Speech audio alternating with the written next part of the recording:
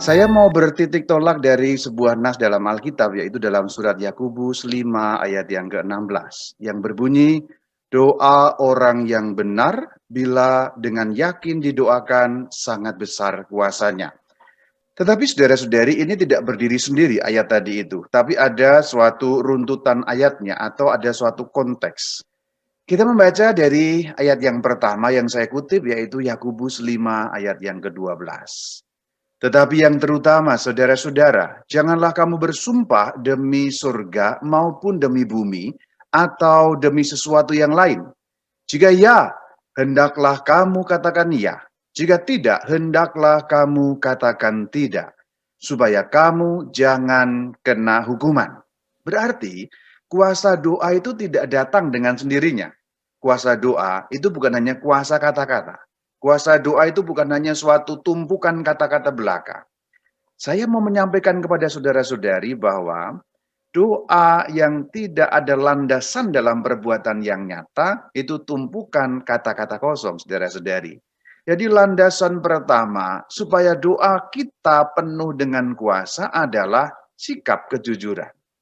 Jika ya, katakan ya. Jika tidak, katakan tidak. Itu juga berkaitan dengan bersumpah. Dalam hal ini, kita tahu bahwa di dalam iman kita, iman Kristen yang satu, kudus, katolik, dan apostolik, atau iman katolik, bersumpah itu dilarang. Maka dikatakan tidak boleh bersumpah demi surga, tidak boleh bersumpah demi bumi, atau demi sesuatu yang lain. Demi surga karena surga adalah tahta Allah, demi bumi karena bumi adalah pijakan kaki Allah, atau demi sesuatu yang lain. Orang Yahudi pada waktu itu punya kebiasaan, misalnya bersumpah demi Yerusalem, di mana ada bait suci Allah. Itu juga tidak diperkenankan. Jadi larangan bersumpah di sini, itu sebenarnya ada kaitannya dengan sikap kejujuran.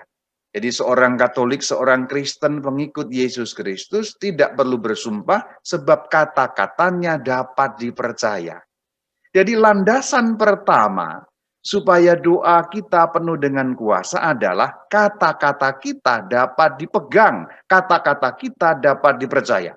Jika kita pengen doa kita penuh dengan kuasa, maka alat yang mengeluarkan ini, dalam arti fisik berarti adalah lidah kita, bibir kita, mulut kita, juga perlu dibiasakan, tanda petik, dibiasakan untuk dapat dipercaya. Kalau lidahmu licin, tidak dapat dipercaya kayak belut, apakah lidah yang sama mampu penuh dengan kuasa ketika mengucapkan doa-doa? Tentu sulit, saudara.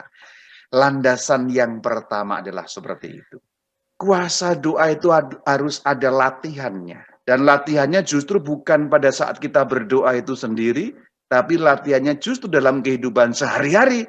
Ketika kita mempergunakan bibir kita, lidah kita, ya katakan ya, tidak katakan tidak. Yakobus 5 ayat 13, maju satu ayat.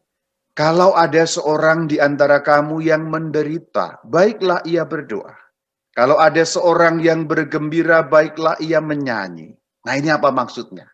Ini kalau hanya diterima begitu saja, kayaknya artinya hanya sepele. Tetapi ini harus menggunakan ilmu penafsiran Alkitab sehingga kita dapat mengerti apa yang dimaksud dalam firman Tuhan, Yakobus 5 ayat 13 ini.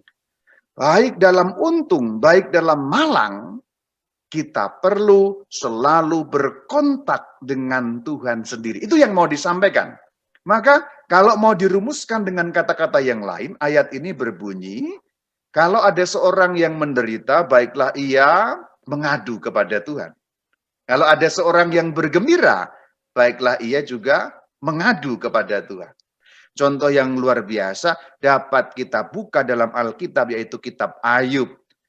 Kitab Ayub menceritakan bagaimana Ayub di tengah penderitaan, dia tidak kehilangan iman kepada Tuhan. Dalam penderitaan dia tetap punya iman kepada Tuhan. Bahkan dia bisa mengatakan, Tuhan yang memberi, Tuhan yang mengambil, terpujilah nama Tuhan.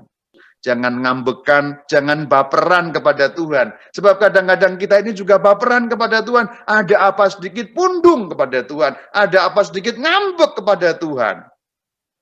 Ayat 14. Ini kunci yang ketiga supaya doa kita penuh dengan kuasa. Yaitu menyatukan diri dengan gereja. Kita baca dalam Yakobus 5 ayat 14. Kalau ada seorang di antara kamu yang sakit, baiklah ia memanggil para penatua jemaat, supaya mereka mendoakan dia, serta mengolesnya dengan minyak dalam nama Tuhan.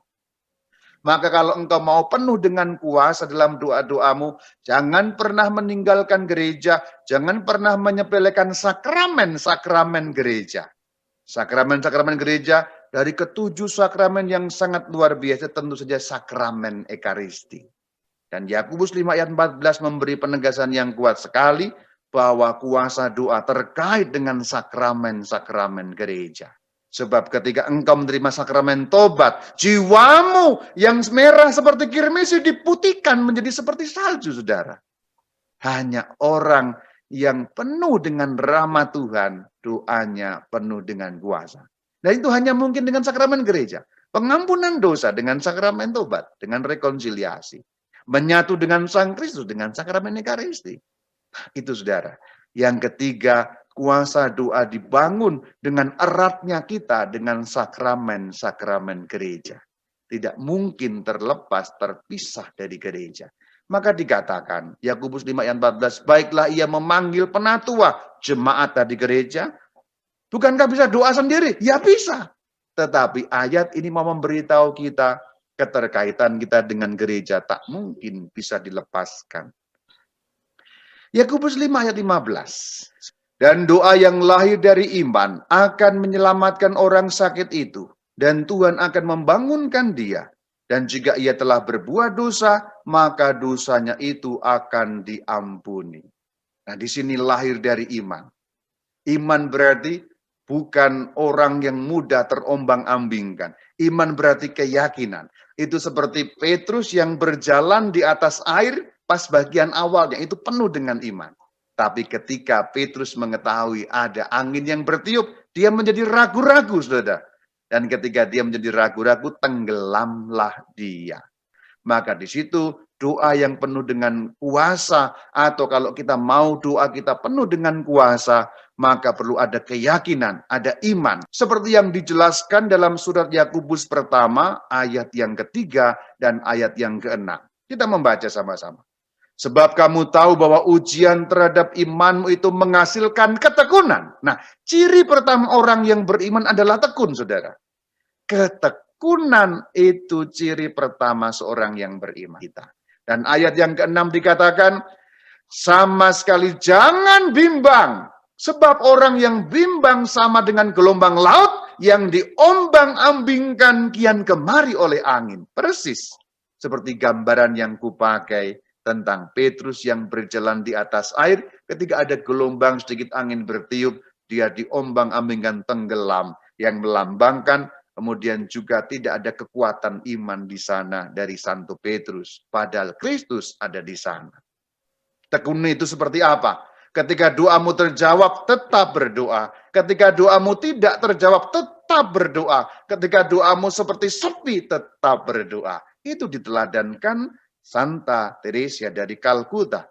Dalam masa yang panjang bahkan, dia merasa doanya sangat sepi dan seringkali merasa doanya tidak dijawab Tuhan. Tapi apakah dia berhenti berdoa? Tidak, tekun. Maka inilah landasan yang keempat, yaitu doa penuh dengan iman. Orang yang beriman tidak bimbang. Tapi ketika dia mengalami bimbang, kuncinya tekun. Ketekunan itu mampu mempertahankan kekuatan iman kita. Sebab hanya orang yang tekun, maka kebimbangannya dapat dieliminasi. Ketika Anda bimbang dan Anda tidak tekun, maka kebimbangan itu makin menguasai terus hari demi hari, makin bimbang, makin ragu, makin bimbang, makin ragu. Tapi ketekunan itu dapat membimbing kita pada kekuatan. Sebab hanya orang yang tekun dapat terus bertahan meskipun di tengah kebimbangan imannya. Lalu, apa yang dimaksud dengan iman, saudara-saudari? Iman itu juga dijelaskan di dalam surat pertama Yakobus ayat ke-7 dan ayat ke-8. Orang yang demikian itu apa yang dimaksud? Yang bimbang. Janganlah mengira bahwa ia akan menerima sesuatu dari Tuhan. Ingat bahwa Tuhan hanya memberi sesuatu kepada orang yang tidak bimbang. Ketika Petrus tidak bimbang, dia berjalan sukses di atas air. Ketika bimbang, dia tenggelam, saudara. Ayat 8 bagus sekali. Orang yang mendua hati tidak akan tenang dalam hidupnya. Berarti ciri orang yang kedua yang beriman adalah tidak mendua hati. Apa artinya mendua hati? Mengandalkan kekuatan sendiri, atau malah kadang mengandalkan kekuatan manusia, atau malah lebih parah lagi, kekuatan-kekuatan jahat. Apa itu mendua hati contohnya? Sangat gampang. Ini belum lama Imlek ini ya, belum lama Imlek. Saya memberi contoh. Saya tidak untuk orang Tionghoa saja, tapi ini sebenarnya berlaku untuk semuanya. Ketika Anda sudah beriman kepada Kristus Tuhan, tapi Anda masih meramal, itu Anda mendua hati saudara. Ketika Anda memulai usaha, tidak cukup hanya dengan doa, Anda kemudian memantra-mantra itu, usaha Anda supaya laku dan sebagainya, dengan penglarisan apapun, paranormal, itu mendua hati saudara. Jadi doa Anda tidak mungkin penuh dengan kuasa kalau Anda mendua hati. Mendua hati berarti tidak yakin Tuhan satu-satunya yang mampu. Ini gampang diucapkan. Wah, aku percaya pada Tuhan. Hei, hei, hei. Apakah kepercayaan itu sungguh-sungguh mendarat dalam kehidupan Anda? Coba lihat saja. Coba lihat ke kedalaman hati Anda dalam praktek kehidupannya. Apakah Anda mendua hati? Apakah Anda masih mendatangi tukang ramal ini, tukang ramal itu? Kuasa kegelapan ini, kuasa kegelapan itu? Itu bagian-bagian mendua hati, menyembah Allah yang lain, yang berarti melanggar perintah pertama, satu-satunya Allah yang harus disembah, saudara. Nah, itu artinya iman. Orang beriman tidak bimbang, orang beriman tekun, dan orang beriman tidak mendua hati. Maka orang yang doa yang lahir dari iman berarti apa? Doa yang lahir dari pertama, ketekunan, dua, tidak ada kebimbangan, tiga, tidak ada mendua hati. Itu yang dimaksud dalam Yakobus 5 ayat 15 tadi. Doa yang lahir dari iman. Kalau dirinci ada 3 bagian, dan itu dijelaskan dalam firman Tuhan, surat Yakobus pada bab yang pertama, ayat 3, ayat 6, ayat 7, ayat 8, saudara. Kemudian yang berikutnya, Yakobus 5 ayat 16. Karena itu hendaklah kamu saling mengaku dosamu, dan saling mendoakan supaya kamu sembuh. Ini yang kita kutip bagian awal tadi, doa orang yang benar, bila dengan yakin didoakan, sangat besar kuasanya. Dan keyakinan mengenai doa yang sangat besar kuasanya itu harus diawali dengan saling mengaku dosamu. Ayat ini punya 2 makna. Yang pertama, saling mengaku dosamu dalam arti adalah saling memberi maaf. Ketika ada orang yang bersalah, gampang memaafkan, tidak mudah terluka hatinya, tidak mudah lekas pundung hatinya. Itu yang dimaksud saling mengaku dosamu. Maka dikatakan saling, karena kita tahu kita suatu kali akan salah, ketika ada orang salah tidak gampang sewot kita ini. Itu yang dimaksud. Tidak mudah mengklaim, tidak mudah menghakimi. Sebab kadang orang dalam posisi tertentu yang tidak mudah, yang kita tidak selalu tahu, saudara. Nah, kalau doamu mau penuh dengan kuasa, disinilah letaknya. Orang yang mampu mengampuni, orang tidak mudah menghakimi orang lain, orang tidak mudah pundung, orang tidak mudah sakit hatinya, juga menyakiti hati orang lain, yang dilambangkan dengan kata saling mengaku dosamu, itu makna pertama. Orang seperti itulah yang punya potensi doanya penuh dengan kuasa.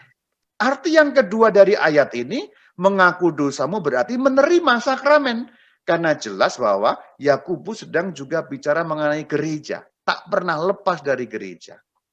Maka ketika Anda mudah menyepelekan sakramen tobat atau sakramen rekonsiliasi, itu pertanda doamu sulit untuk menjadi penuh dengan kuasa. Sekali lagi, firman Tuhan jelas katakan bahwa tak mungkin doa kita penuh kuasa kalau kita tidak tinggal dalam pokok anggur yang benar. Sang Kristus Tuhan yang memimpin gerejanya, gereja yang satu, kudus, katolik, dan apostolik. Ini makna Yakobus 5 ayat 16 dari kata saling mengaku dosamu ada 2 makna. Kata sembuh yang di sana, perhatikan bahwa supaya kamu sembuh. Nah, kesembuhan yang dimaksud ini tidak melulu hanya soal kesembuhan fisik saja. Perhatikan bahwa kesembuhan di sana kaitannya dengan mengaku dosa. Lihat bagian awal ini. Kamu saling mengaku dosa supaya apa? Supaya sembuh. Berarti kesembuhan di sini tidak hanya dalam arti kesembuhan jasmani saja, saudara-saudari. Tapi kesembuhan juga menyangkut yang batiniah. Ketika ada sesuatu dalam hatimu terhadap saudaramu, bukankah itu berarti engkau sedang sakit? Ketika engkau memendam suatu jengki, suatu iri hati atau suatu dendam kesumat kepada saudaramu, bukankah engkau sedang digerogoti kanker? Hatimu itu sedang digerogoti oleh racun-racun jiwa yang berarti engkau sedang dalam kesakitan.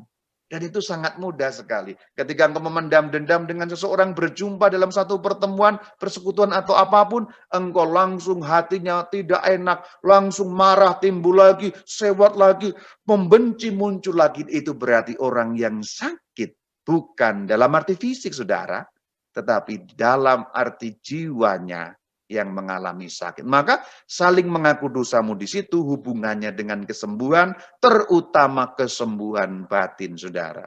Jangan pernah lama-lama memendam dendam kesumat, sebab catat baik-baik perkataanku, ketika engkau memendam dendam kesumat dalam hati, itu menyimpan racun dalam jiwamu, seakan-akan engkau minum racun dan engkau mengharap orang yang kau benci itu yang mati.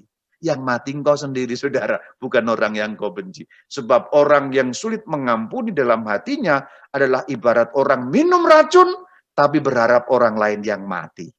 Nah, itu orang yang sulit sembuh dari yang namanya dosanya sendiri dan dosa orang lain, sulit memberi ampun, mudah terluka hatinya, atau mudah melukai hati orang lain.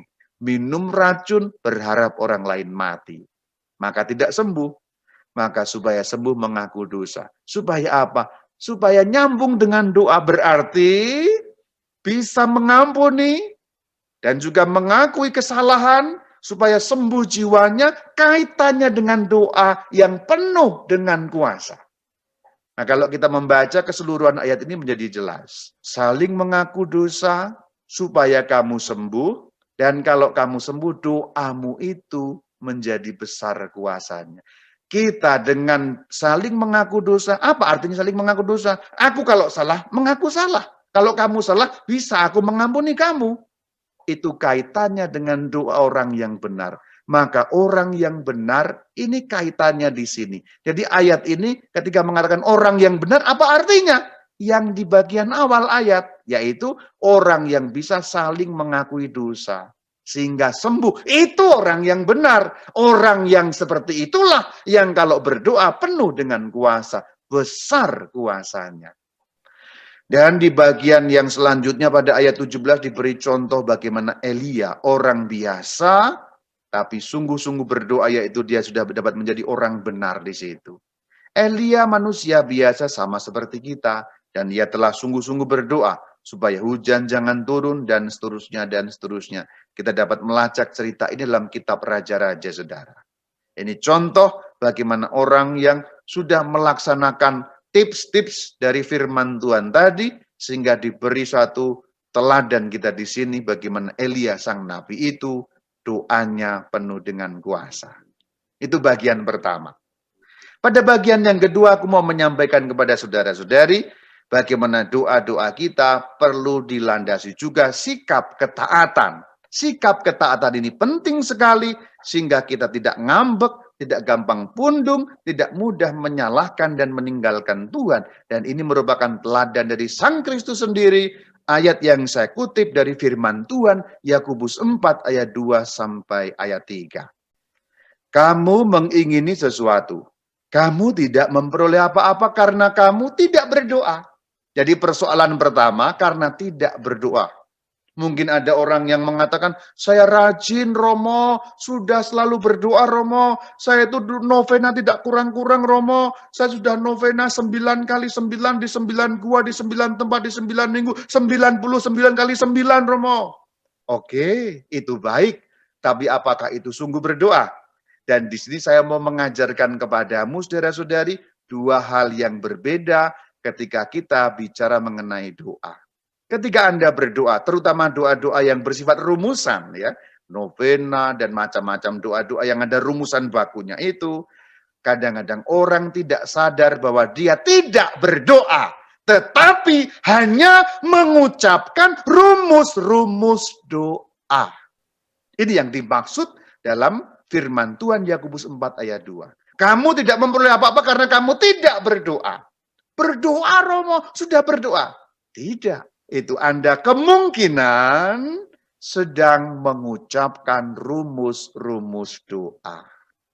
Dan yang bisa menyadari hal ini adalah Anda sendiri, saudara-saudari.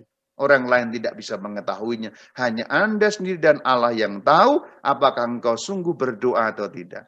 Ingat baik-baik, dalam kaitan dengan doa ada dua hal yang perlu engkau ingat, saudara-saudari. Orang bisa betul berdoa, atau yang kedua, hanya mengucapkan rumus-rumus doa. Berdoa itu ya betul, rumusan itu membantu. Masuk dalam jiwa, masuk dalam hatinya dengan kesungguhan yang di bagian awal saya jelaskan tadi. Tapi orang mengucapkan rumus doa sama-sama selesai. Doanya selesai. Tapi itu hanya seperti kata-kata kosong dan hampa. Orang yang tampaknya berdoa tapi tidak sungguh berdoa, hanya mengucapkan rumus-rumus doa, sesungguhnya tumpukan kata-kata. Maka doanya tidak penuh kuasa. Inilah yang dimaksud firman Tuhan Yakobus 4 ayat 2, kamu tidak berdoa. Lahiriah berdoa, tapi sesungguhnya itu hanya rumusan, maka tidak berdoa. Karena hanya mengucapkan rumusan-rumusan doa. Formula-formula kata-kata saja. Ayat yang ketiga, ada juga yang dimaksud dengan salah berdoa ternyata. Yuk kita baca sama-sama. Atau kamu berdoa juga, tetapi kamu tidak menerima apa-apa, karena kamu salah berdoa. Ternyata Alkitab mengatakan kepada kita, ternyata ada orang yang salah berdoa. Yang tadi tidak berdoa, kata-katanya kosong. Kalaupun berdoa, dalam ayat 3 dikatakan, atau kamu berdoa tetapi tidak mendapat apa-apa, karena kamu salah berdoa. Doa kok ada yang salah ya, Pastor? Ada. Alkitab katakan kalimat lanjutannya, sebab yang kamu minta itu hendak kamu habiskan untuk memuaskan hawa nafsumu. Berarti keinginan yang tidak selaras dengan kehendak Allah sendiri. Itu yang dimaksud salah berdoa. Salah berdoa artinya apa? Artinya keinginanku tidak selaras dengan kehendak Allah sendiri. Dan biasanya dalam bahasa sehari-hari itu namanya doanya tidak dikabulkan. Kalau tidak dikabulkan kemungkinannya kan ngambek ya, pundung ya. Padahal kita perlu belajar dari Sang Kristus, saudara. Apakah Sang Kristus pernah tidak dikabulkan doanya? Pernah. Kalau ukurannya adalah keinginan Sang Kristus. Ketika kita melihat Lukas 22 ayat 42, kita lihat. Ya Bapakku, jika engkau mau, ambillah cawan ini daripadaku, tetapi bukanlah kehendakku, melainkan kehendakmu lah yang terjadi. Sang Kristus inginnya apa? Cawan ini diambil, cawan ini berlalu. Cawan artinya penderitaan. Berarti keinginan pribadi Yesus Kristus sebagai manusia adalah janganlah sampai menderita. Tetapi Sang Kristus mengatakan, tapi bukan keinginanku yang terjadi, kehendakmu ya Bapa yang harus terjadi. Maka ketika kita berdoa, bagian terakhir selalu perlu dilandasi ini. Tanpa ada landasan ini, konslet Anda, saudara. Jadi apapun yang kita mohon, apapun yang kita minta, selalu perlu ada persiapan di bagian terakhir. Catatan kakinya adalah, kalau ini sesuai dengan kehendakmu. Jika tidak, jika ternyata yang kumohon tidak sesuai dengan kehendakmu, harus bagaimana? Harus seperti Sang Kristus. Dalam Ibrani 5 ayat 7 dan ayat 8. Dalam hidupnya sebagai manusia, ia, Sang Kristus, telah mempersembahkan doa dan permohonan dengan ratap tangis dan keluhan kepada Dia, yaitu Allah Bapa, yang sanggup menyelamatkannya dari maut, dan karena kesalehannya ia telah didengarkan. Dan sekalipun ia adalah anak, ia telah belajar menjadi taat dari apa yang telah dideritanya. Jadi seluruh kekuatan kuasa doa tadi, bagian terakhirnya selalu harus Anda ikat, yaitu dengan ikatan ketaatan. Ya Allah, ya Bapa, semua ini kumohon dengan maksud demi kemuliaan namamu dan keselamatanku. Namun jika ternyata apa yang kumohon tidak sesuai dengan kehendakku, dengan kehendakmu, berilah aku ketaatan menerimanya. Maka doa seorang Katolik harus penuh dengan kuasa, dan yang kedua harus penuh dengan ketaatan.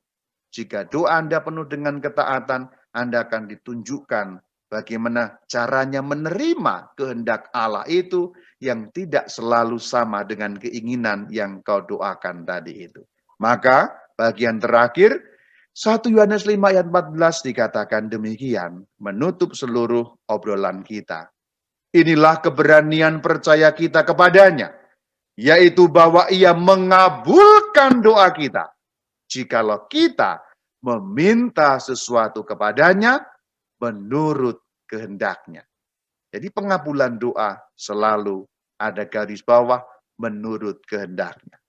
Maka doa yang penuh dengan kuasa juga adalah doa yang siap menerima dengan taat kehendaknya. Itu doa penuh dengan kuasa. Doa penuh dengan kuasa itu bukan hanya soal doanya selalu dikabulkan, tapi ketika tidak sama dengan yang kau inginkan, itu mampu dengan sikap taat. Itu orang yang penuh dengan kuasa doa. Semoga obrolan sederhana dalam kupasan-kupasan Alkitab firman Tuhan ini sedikit membantu mencerahkan iman kita. Kita berjuang, saya berjuang, kau berjuang. Yang tidak gampang adalah bagian terakhir ini,